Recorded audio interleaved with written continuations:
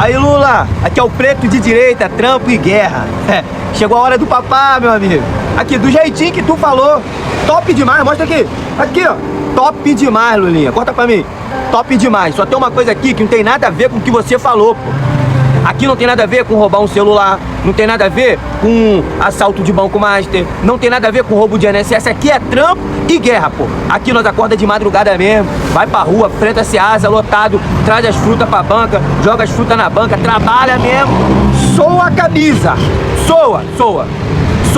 E as migalhas que tu oferece pro povo aí de 600 reais num bujão de gás pra não poder trabalhar também, tá fora de cogitação. Aqui é trampo e guerra, sem roubar, sem prejudicar nada de ninguém, sem desonrar o pai e a mãe, é sempre trampo e guerra pra poder dormir com a consciência levinha e tranquila, que é o preto de direita, é trampo e guerra. Pega o bujão de gás, Lula, dá pra Janja. Os 600 reais, pode ficar pra tu, que é o preto de direita.